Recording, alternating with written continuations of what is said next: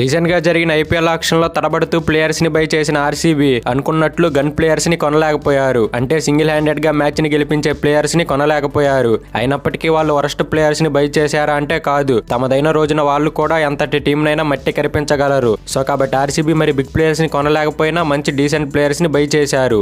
Anyway present వాళ్ళ దగ్గర ఉన్న స్క్వాడ్ తో ఒక స్ట్రాంగ్ ప్రాబబుల్ ప్లేయింగ్ 11 క్రియేట్ చేసి వాళ్ళు ఏ ప్లేయింగ్ 11 తో ఆడితే బాగుంటుందో డిస్కస్ చేద్దాం. అండ్ అలానే ఇంపాక్ట్ ప్లేయర్ గురించి కూడా డిస్కస్ చేద్దాం. సో కాబట్టి ఈ వీడియో అక్కడ స్కిప్ చేయకుండా పూర్తిగా చూస్తే 2024 ఐపీఎల్ లో ఆర్సీబీ ప్లేయింగ్ 11 పై మీకు క్లారిటీ వస్తుంది. అండ్ అలానే మరిన్ని ఇంట్రెస్టింగ్ ఐపీఎల్ వీడియోస్ మిస్ అవ్వకుండా చూడటానికి మన క్రికెట్ స్టఫ్ ఛానల్ సబ్స్క్రైబ్ చేసుకుని నోటిఫికేషన్ ఆన్ చేసి పెట్టుకోండి. ఇక లేట్ చేయకుండా టాపిక్ లోకి వెళ్దాం. ఫస్ట్ ఆఫ్ ఆల్ ఓపెనర్స్ గా 2024 ఐపీఎల్ కోసం ఆర్సీబీ దగ్గర Virat Kohli and Faf du Plessis రూపంలో చాలా అంటే చాలా స్ట్రాంగ్ ఓపెనింగ్ పేరు ఉంది. అండ్ వీళ్ళిద్దరి కాంబో ఎలా ఉంటుందో నేను మీకు ప్రత్యేకంగా చెప్పాల్సిన అవసరం లేదు. ఎందుకంటే మీరందరూ లాస్ట్ ఇయర్ చూసే ఉంటారు Virat Kohli and Faf du Plessis opening జోడీ ఎంత విధ్వంసాన్ని సృష్టించిందో అని. అట్లీస్ట్ మినిమం 10 ఓవర్స్ వరకు వికెట్స్ పడకుండా చాలా మ్యాచెస్ లో బ్యాటింగ్ చేశారు. కాబట్టి వాళ్ళిద్దరి కన్సిస్టెంట్ పర్ఫార్మెన్స్ వల్ల ఆర్సీబీ అట్లీస్ట్ 7 మ్యాచ్లైనా గెలిచింది. లేదంటే పాయింట్స్ టేబుల్ లో లాస్ట్ పొజిషన్ లో ఉండేది. సో కాబట్టి ఈసారి కూడా వీళ్ళ ఓపెనింగ్ పేరుపై భారీ అంచనాలు ఉన్నాయి. అండ్ అలానే ఫాఫ్ కి బ్యాకప్ ఓపెనర్ విల్ జాక్స్ కూడా చాలా అంటే చాలా మంచి ఫామ్ లో ఉన్నాడు. ఇటు బ్యాట్ తో అండ్ అటు బాల్ తో రెండిట్లో రాణిస్తున్నాడు. కానీ ఫాఫ్ మాత్రం ఫామ్ కోల్పోయి ఇబ్బంది పడుతున్నాడు.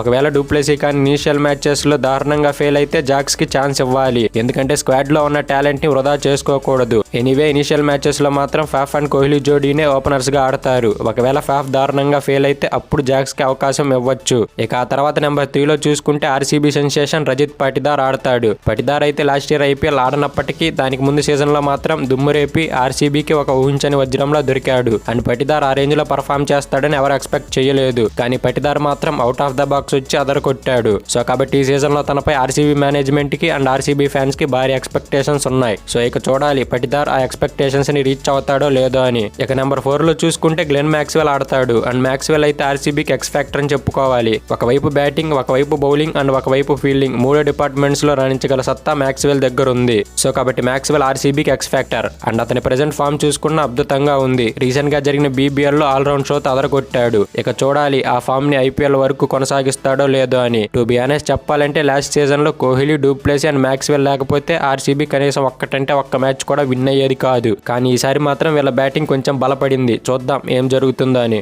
ఇక ఆ తర్వాత నెంబర్ 5 లో చూసుకుంటే వీళ్ళు ముంబై నుంచి ట్రేడ్ చేసుకున్న క్యామరాన్ గ్రీన్ ఆడతాడు. అండ్ గ్రీన్ కూడా మ్యాక్స్వెల్ లాగే ఆర్సీబీకి ఒక ఎక్స్ ఫ్యాక్టర్ ప్లేయర్. ఇతను కూడా 3 డిపార్ట్మెంట్స్ లో రాణించగలడు. సో మ్యాక్స్వెల్ స్పిన్ ఆల్రౌండర్ అయితే Green fast bowling all rounder. And ఇద్దరు కూడా 2-3 ఓవర్ల బౌలింగ్ చేయగలరు. సో కాబట్టి ఆర్సీబీ 4 స్పెషలిస్ట్ బౌలర్స్ తో వెళ్ళినా సరిపోతుంది. 5th బౌలర్ గా మ్యాక్స్వెల్ అండ్ గ్రీన్ యూజ్ చేసుకోవచ్చు. అండ్ అలానే గ్రీన్ నెంబర్ 5 లో ఆడటం వల్ల మిడిల్ ఆర్డర్ కూడా బలంగా తయారవుతుంది. సో కాబట్టి గ్రీన్ నెంబర్ 5 లో ఆడటం వల్ల టీమ్ కి బ్యాలెన్స్ ఏర్పడుతుంది. ఇక ఆ తర్వాత నెంబర్ 6 లో వికెట్ కీపర్ బ్యాట్స్మెన్ గా దినేష్ కార్తీక్ ని ఆడిస్తారు. కార్తీక్ అయితే లాస్ట్ ఇయర్ పెద్దగా పరుగులు చేయనప్పటికీ ఆ ముందు సీజన్ మాత్రం ఫినిషర్ గా ఆర్సీబీకి న్యాయం చేశాడు. సో కాబట్టి అదే విధ్వంసం ఈసారి కూడా చేస్తాడనే ఒక చిన్న హోప్ తో ఆర్సీబీ కార్తీక్ ని రిటైన్ చేసుకుంది. సో కాబట్టి ఫినిషర్ గా కార్తీక్ క్లిక్ అయ్యాడంటే ఆర్సీబీ బ్యాటింగ్ లైనప్ ని ఆపడం ఎవరి వల్ల కాదు. ఈజీగా ప్రతి మ్యాచ్ లో 200 కొట్టగలరు. ఇక ఇప్పుడు మనం చెప్పుకున్న నెంబర్ 6 వరకు బ్యాటింగ్ ఆర్డర్ లో ఎటువంటి మార్పులు ఉండవు. కానీ నెంబర్ 7 లో ఎవరిని ఆడిస్తారనేది బిగ్గెస్ట్ క్వశ్చన్. అండ్ ఈ ప్లేస్ లో ఆడించడానికి వీళ్ళకి 2 ఆప్షన్లు ఉన్నాయి. ఒకరు మహిపాల్ లోమ్రోర్ అయితే మరొకరు సుయాష్ ప్రభుదేశాయ్. అండ్ ఇద్దరిని కూడా వీళ్ళు రిటైన్ చేసుకున్నారు. సో నాకు తెలిసినంత వరకు అయితే ఎక్స్పీరియన్స్ పరంగా Mahipal Lomror best option. And Lomror అయితే మిడిల్ ఆర్డర్ లో బ్యాటింగ్ చేయగలడు అండ్ ఫినిషర్ గా కూడా మంచి హిట్స్ కొట్టగలడు. సో మాక్సిమం లోమ్రోర్ నే ఆడిస్తారు.